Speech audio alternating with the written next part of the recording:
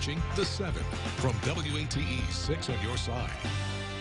Good evening, I'm Bo Williams, and welcome to The 7. Let's get a look at the big 7 stories right now. And topping our list for you tonight, we are learning more about an investigation into a man's death in Knoxville police custody. Knox County's District Attorney General Sharm Allen announced that Robert Bailey died of a drug overdose and no criminal charges would be filed. Allen says the answer about Bailey's death allowed her now to release this video from inside a KPD transport wagon.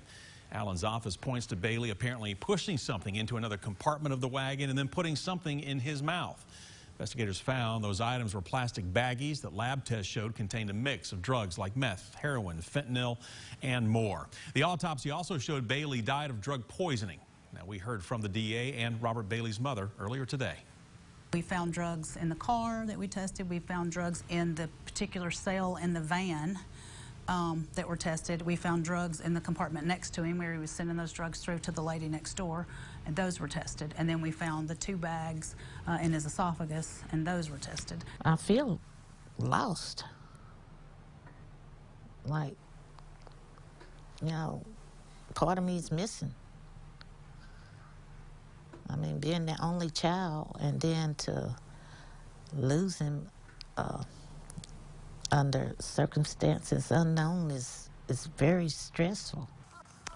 Now, we've heard claims back and forth between the DA's office and the family over access to the video. The Bailey's attorney emphasized that there was no law keeping the family from getting to see the video evidence before this point. But DA Sharm Allen said that getting the autopsy reports, the lab results, and other evidence were what allowed her to go public, since in all they point to the death as an accident. And so releasing them would not compromise any potential criminal case going forward. Now, we're going to hear more from the family coming up tonight at 11 o'clock. Our next Big 7 story takes us to the search for a missing 18-month-old Knoxville girl. KPD is asking for help right now finding a missing toddler. I want you to take a look at some of these pictures we're showing for you. This is Royalty Daniel. She'll be coming up here in just a second. She was last seen on January 22nd at a home on Bear Creek Lane in West Knoxville. Knoxville police say she was taken by her mother, Cheyenne Daniel. Officers tell us Royalty was previously removed from her mother's custody by the Department of Children's Services. Officials believe she may be driving a white Ford Escape or a black sedan and may be on the way or possibly even in Indiana. However, we should note Royalty has a medical condition. She needs treatment. And if you see Cheyenne, who you see right here, or Royalty, her daughter, you are asked to call 911 right away. Well, some major national news takes our next slot in the Big 7. Liberal Supreme Court Justice Stephen Breyer is retiring. Justice Breyer making this announcement today, giving President Joe Biden the first Supreme Court pick of his presidency. Now, Biden is pledging to fill the spot with the first African-American woman to the high court. The 83-year-old Breyer has been a pragmatic force on a court that has grown increasingly conservative in recent years. It's important to note Breyer's departure will not change the conservative advantage on the court, since his replacement will be nominated and almost certainly confirmed by a Senate where Democrats have a slim majority. It also makes conservative Justice Clarence Thomas now the oldest member of the court at the age of 73. Next in the Big 7, we are learning more about a deadly officer-involved shooting we first told you about last night. The TBI has now identified the man killed by officers as 68-year-old Floyd Woody. Now, we're told the Jefferson County Sheriff's Office was performing a welfare check at Woody's home on David Swan Drive in Dandridge. The TBI says Woody did not cooperate with officers and refused to go outside. He eventually did come out and got into a car. However, TBI says that while he was leaving, he stopped the car, got out, got into a fight with an officer, which then led to shots being fired. Woody was taken to the hospital where he was pronounced dead. We're told no officers were hurt in the incident. Next on the Big 7, a joint message has now been released from 5 different local hospitals tonight in the face of rising COVID case counts. Blunt Memorial, Covenant Health, Sweetwater Hospital Association, Tenova Healthcare, and UT Medical Center all say their healthcare systems continue to be under unprecedented strain. Now, they agree the Omicron variant is racing through East Tennessee at lightning speed, as well as large numbers of the flu, RSV, and pneumonia.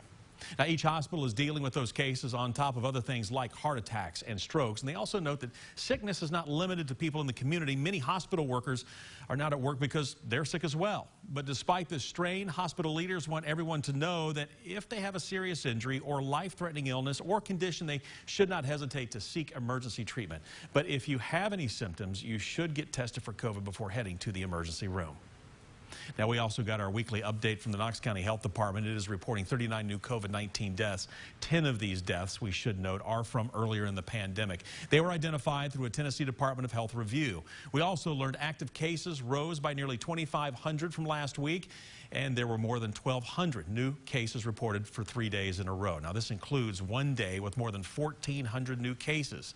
These are all numbers we have never seen before. Now, this is all data from last week, ending on Saturday. We will have the updated numbers from this week next Wednesday. Now, this rise in cases was a major topic for the Knox County Health Department today. We spoke with Knox County Health Department Communicable and Environmental Diseases and Emergency Preparedness Director Roberta Sturm, who says at some point we will see a plateau. Eventually, cases will come down, just as they have for other parts of the country, but we just aren't there yet. Right now, there is not a lot of evidence that we are close to that plateau, so it may be a little while before we are out of the woods. But she is confident the health department will be able to handle whatever comes its way. You know, the good thing about where we're at in this pandemic is we have learned an incredible amount about how to handle this surge of cases. We've set up kind of contingencies where for case investigation, we're able to use kind of mixed methods to interview cases. We can send them a link. We can call them individually. We can rely on our Tennessee Department of Health partners to assist as well. Again, we'll bring the next Health Department COVID-19 update to you next Wednesday. And next on the Big 7, we are learning that within the year, several sidewalks in Knoxville will be more accessible for pedestrians, but especially for those living with disabilities. Last night, Knoxville City Council approved a $303,000 contract to get the work started. The improvements will focus specifically on curb cuts. That's part of the sidewalk that kind of dips down level to the road so that you're not stepping off a little ledge. 67 of these curb cuts will undergo construction throughout the year. Some streets do not have any curb cuts at all, while others just need to be updated. This work is required by federal law in conjunction with or ahead of any street repaving. We receive a lot of requests like through 311. That's a very good place to put those in, but we'll take those requests and we pair that with streets we're looking to resurface, and then we put together the program based on that information. 67 curb cuts are on the list for improvements, but that does not include 67 sidewalks. It's just the curb cuts we're talking here. Sidewalk improvements are part of another city project. And city engineers say reporting any issues with curb cuts is another aspect they look at when deciding which intersections to improve. And of course, you can always make a report of any issues. And you just heard there from Mr. Claybo, just call 311. And rounding out the Big 7, a new RV resort is coming to more than 200 acres in Jefferson County. Construction is underway for the Forest Grove RV Resort located on Harbin Road in Dandridge, just off of I-40. In this first phase of work, 300 RV spots will be built along with many amenities, including basketball courts, pools, a dog park, a cafe, and more.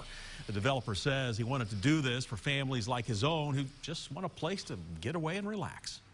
I'm doing this because I want to do it for the people, and I want to do it for families that want to go somewhere to be relaxing and to have a good time. The developer says the first phase for the Forest Grove RV Resort should be complete by this fall. When it's all wrapped up, there will be 500 RV spots and 100 cabins.